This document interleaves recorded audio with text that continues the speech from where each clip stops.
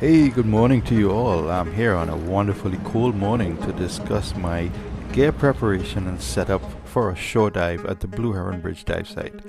This video is part one of two videos, the second one being the one where I set up my dive gear. Now, those of you who know me would say, well, why would a tropical Caribbean wimp like Ron be here on a cool day like today? Well, it's actually not as cold as where my Charlie is in Canada, but it's far from as warm as where Reagan is in the Caribbean. So the reason I'm out here is for the mermaids. Yep, the mermaids. That's the only reason I get out here on a cold morning like this one. Well, actually, they're called manatee or sea cows, and they are around in their numbers. I first got the opportunity to dive with them at Crystal River in December '86 when I did my instructor exams, and imagine now I can see them right here in South Florida in the large numbers. I'll post more information and links on this below.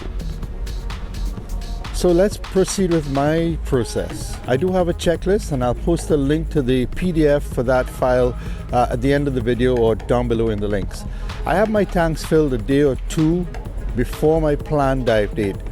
And in this area, I use either Pura Vida over on Singer Island to the east of me here, that's closer to the Atlantic, or if you're coming in from the I-95, for example, on the west, I use 4C, and there are a bunch of super cool people at either dive store. Some of them will even come out and dive master the site for you. They're very good at finding seahorses, octopus, all sorts of great critters to take photos of. Now, I check my tank to ensure they're full before I leave the dive store, and if I'm using nitrox at all, my tanks are usually with nitrox, then I will double check and make sure that the mix is as per requested, and just to make sure I know what's in there, and I'll show you that in a minute. Now, I also do a quick smell test on my air, and I'm going to show you how what that looks like to make sure I've not got oily, smelly air as such, indicating a bad fill. If the gear is yours, remember that you should have it serviced and checked annually at your dive facility or by a professional as per the manufacturer's guidelines. But we should run through some key points as to what you would double check on your gear, of course, before you use it, before you set it up. Now, this can be done at packing when you're setting up your gear overnight before you go dive, or you can do it a week or two. Now, I remember we went diving in Bonaire, and one of the divers picked up gear, and unfortunately it had a serious problem with it.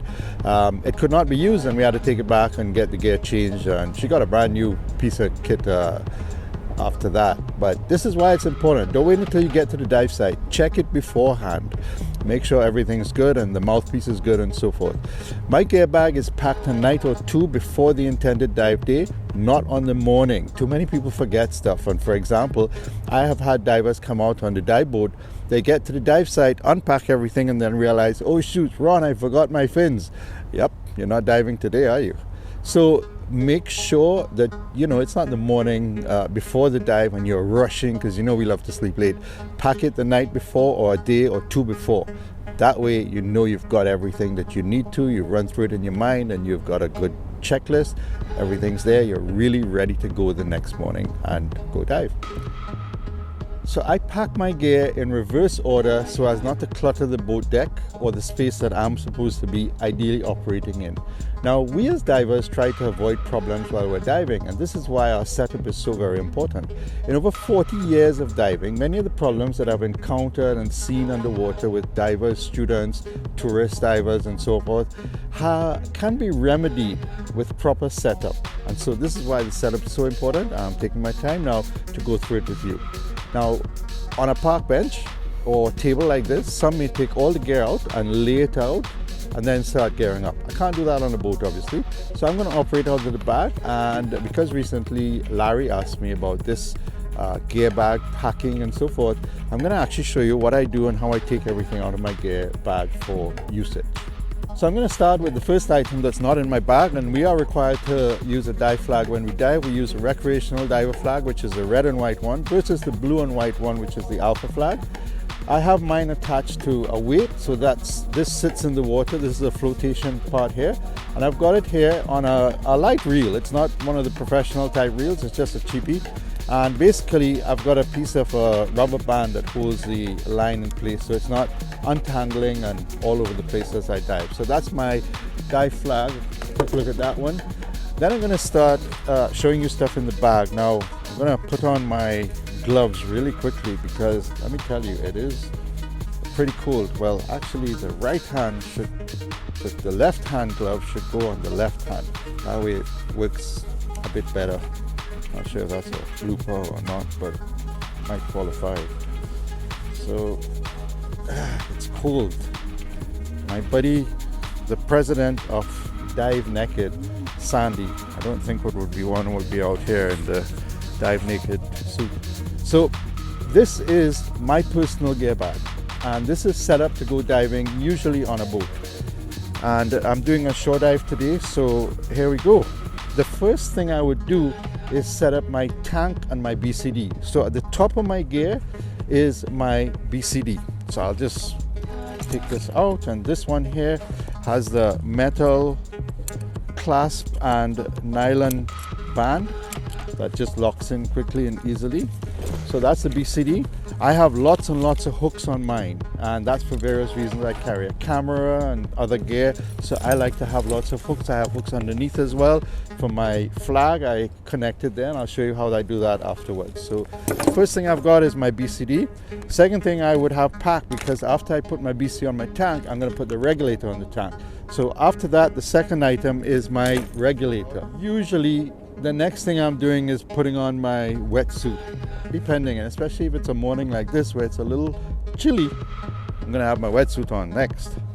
I have a game bag which usually goes into the pocket of my BCD. I've got there's another pair of gloves here, so I've got my gloves that I'll put on eventually. Then I'll put on my booties. So I've got my boots here. Sometimes I have some stuff stuck in them. So for example, I have a whistle, manual whistle that I would use to blow. It's a fairly loud one, and that's usually somewhere in my boots. So I then attach that to my BCD. I've also got another safety item, and I'll talk a little bit about safety stuff as we get into another video. But this is a mirror, and I use this in case I'm separated from the boat. I can signal. So my boots, I've got my snorkel, of course, I've got my hood, which may go on depending on how cold it is. For my BC pocket, I have got my Nautilus Lifeline, which is a Marine Rescue GPS unit. Now, this is going to be one of the first pieces of gear and kit that I'm going to review, and I'm going to do this on another video, so look forward to that. I do have my safety sausage, inverted commas, that I'm going to attach, and I've got a clip on it already, a brass clip, and that's going to attach to the BCD. I've got a dive alert, and I'll talk about that in another video. I've got my mask, which is usually pre-default. Now for me personally, I find that my mask does fog a bit, even though I've prepared it beforehand for use. And so for me, I use either a little bit of dishwashing liquid soap, or I may use a little bit of toothpaste. Any toothpaste will work, and I just put a touch, just one touch on it, and that helps to keep it fog free. I've also got a rattler, and that makes noise on my attaching to the pocket of the BC. So if I want to get my buddy's attention and they're a little bit over there taking pictures or something, then I could get their attention. I've also got attaching to my leg is a knife, and the other shears that I use may attach to my BC strap here, depending on where I'm diving though. So this is my knife, and there is a positive lock. I've also got my fins, and that's at the bottom. And as you can see, that's the last thing you're going to put on, of course. So the fins are at the bottom of my bag. Make sure you don't have anything tucked away in it.